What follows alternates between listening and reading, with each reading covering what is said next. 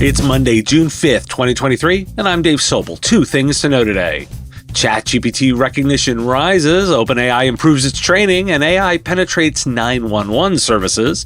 And some legislative updates, right to repair, non-compete scrutiny, and ransomware payments. This is the business of tech. QuoteWorks, the leading solution to create professional branded quotes and proposals in just minutes. With over 55 integrations across PSAs, distributors, accounting, and more, QuoteWorks has more integrations than any other quoting solution for VARs and MSPs. And best of all, genuine people. They're there for you. No need to create tickets, instead, people on the other end of a call. Want to try it for free and find out how to start saving time creating quotes? Visit quoteworks.com/MSP Radio. As I assemble today's show, Apple is launching Stuff at their WWDC event. In preparation, I'm clearing the decks of my AI backlog, so expect that Apple news in a subsequent episode. According to new Pew Research data, about 6 in 10 U.S. adults at 58% are familiar with ChatGPT, and 14% of U.S. adults have tried it.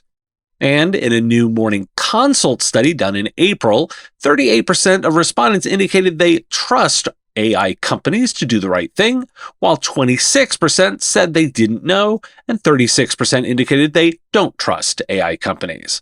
There are generational and political divides in the data too. Younger and big D Democratic are more likely to trust the tech. Last week, OpenAI announced a new method for training models designed to help reduce AI hallucinations. The new strategy, and quoting CNBC, train AI models to reward themselves for each individual correct step of reasoning when arriving at an answer, instead of just rewarding a correct conclusion. The approach is called process supervision as opposed to outcome supervision and could lead to better explainable AI, according to the researchers, since the strategy encourages models to follow more of a human-like chain of thought approach. A notable use for AI, Artifact's new application can now rewrite clickbait-style headlines in real time using OpenAI. If enough users mark a story as clickbaity, the application might start using an AI rewritten headline for all users. The information has insights into the fees some of those Office 365 customers are paying to test the new AI features from the piece.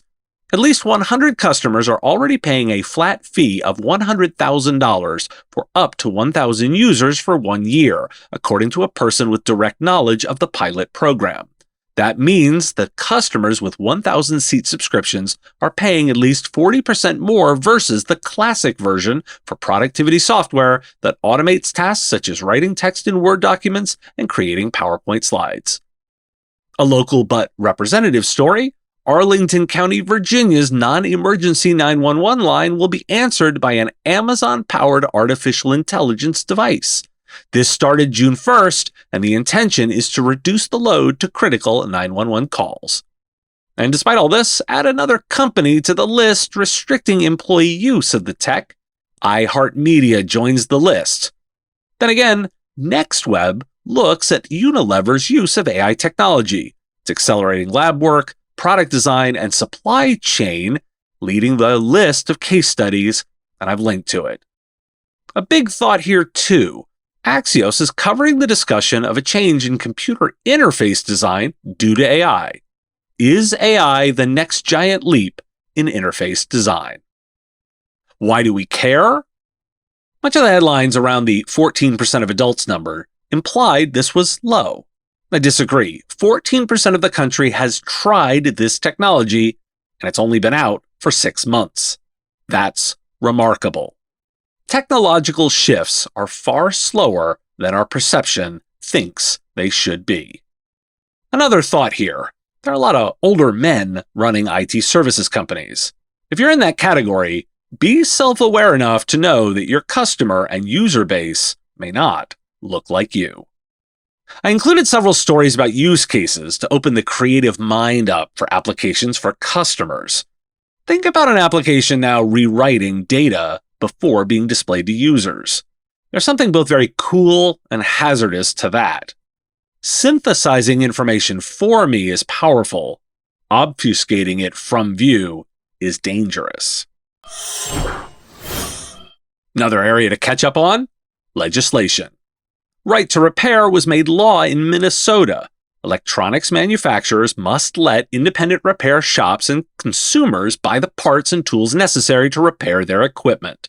The rules don't apply to some notable categories, including farm equipment, game consoles, medical devices, and motor vehicles.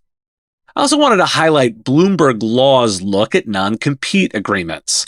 National Labor Relations Board General Counsel Jennifer Abrazo said this week that non-compete pacts violate federal labor law, with narrow exceptions. And the Federal Trade Commission is developing a rule that would ban non-compete agreements economy-wide, with the commission eyeing April 2024 for a vote on a final rule. In the idea category, a bipartisan group of U.S. senators introduced a bill on Wednesday seeking to forge deeper cybersecurity ties between the U.S., Israel, Morocco, the United Arab Emirates, and Bahrain.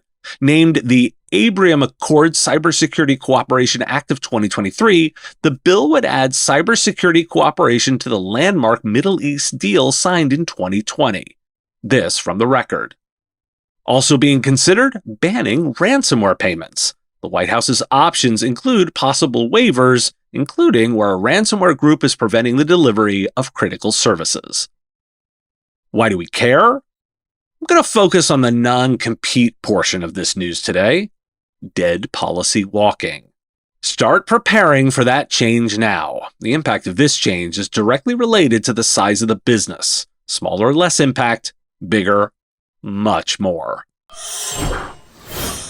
Looking for a channel-first storage provider? How about one 85% less expensive than traditional cloud providers? With rates at $3 a terabyte with no egress fees for S3 compatible cloud storage? Want no commitments or minimums? How about extreme geo-resilience? Intrigued? Learn about Bifrost Cloud by visiting bifrostcloud.com for a radically low price. Thanks for listening. Today, National Gingerbread Day. Didn't you think that one would be in December? Guess we'll have some gingerbread in the summer. I will talk to you again tomorrow. The Business of Tech is written and produced by me, Dave Sobel, under ethics guidelines posted at businessof.tech. Like the content? Support the show at patreon.com/MSP Radio or buy our Why Do We Care merch at businessof.tech. If you want to reach our listeners, visit mspradio.com/engage. Part of the MSP Radio Network.